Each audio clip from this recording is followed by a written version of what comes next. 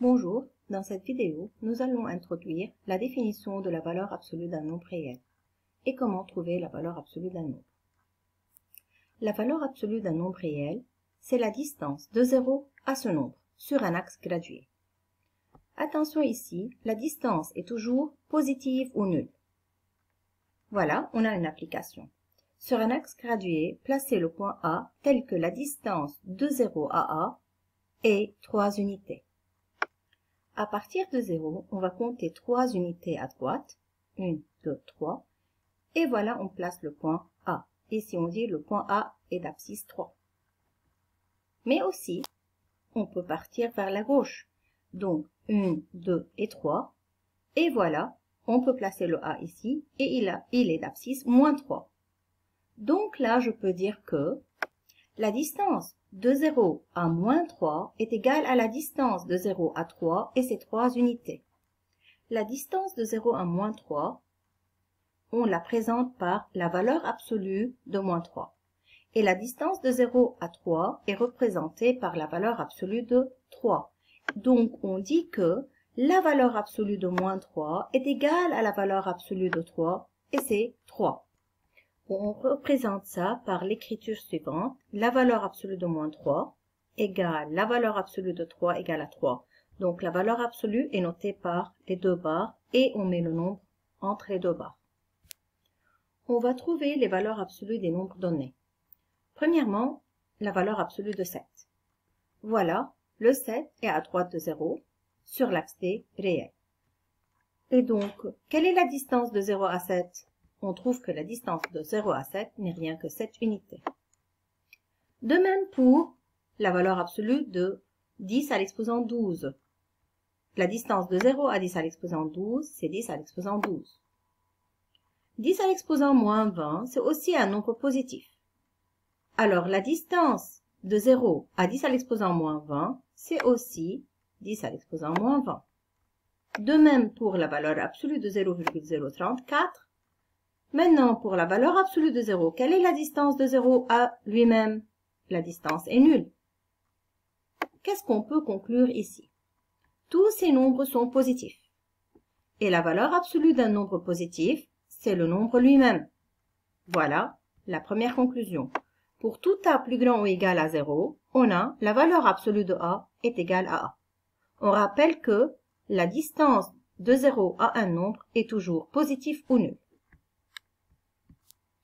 Dans cette partie, on veut trouver les valeurs absolues d'un nombre négatif. La valeur absolue de moins 7, voilà le moins 7, il est inférieur à 0. On trouve que la valeur absolue de moins 7, c'est la distance de 0 jusqu'à moins 7. Et la valeur absolue de moins 7, c'est égal à l'opposé de moins 7, comme on a dit, c'est la distance, donc c'est l'opposé de moins 7, et ça devient égal à 7. L'opposé, c'est représenté par moins. Moins le moins 7 me donne 7. La valeur absolue de moins 10 à l'exposant 12, aussi, ça doit être une valeur positive. Donc, c'est l'opposé de moins 10 à l'exposant 12. C'est moins fois le moins 10 à l'exposant 12, ce qui fait 10 à l'exposant 12. De même pour les autres.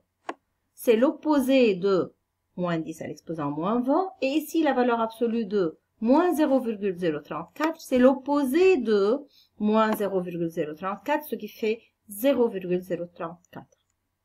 Et alors là, la valeur absolue d'un nombre négatif est égale à son opposé. Et quand je dis son opposé, ça signifie moins le nombre lui-même. D'après les deux conclusions qu'on a trouvées, la valeur absolue d'un nombre positif est égale au nombre lui-même et la valeur absolue d'un nombre négatif est égale à son opposé. On va trouver les valeurs absolues des nombres donnés. Voilà, on a la valeur absolue de 2pi moins 1. 2 fois 3,14 moins 1 est un nombre positif. Et alors, je dois mettre dans ma tête que le signe du nombre à l'intérieur des valeurs absolues, c'est positif. Et alors, la valeur absolue du nombre, c'est le nombre lui-même. 3 moins pi, c'est 3 moins 3,14 à peu près. Alors, c'est un nombre négatif. Il s'agit d'un nombre négatif ici. Et la valeur absolue d'un nombre négatif, c'est l'opposé de ce nombre. Et alors, je suis obligée de savoir que c'est l'opposé. Donc, voilà, je vais mettre opposé de 3 moins pi. Et l'opposé de 3 moins pi, c'est l'opposé de 3 et aussi l'opposé de moins pi. Donc, ça fait moins 3 plus pi. Pour la dernière partie, la valeur absolue de moins 7 moins pi, il s'agit d'une somme de deux nombres négatifs et la somme de deux nombres négatifs est un nombre négatif.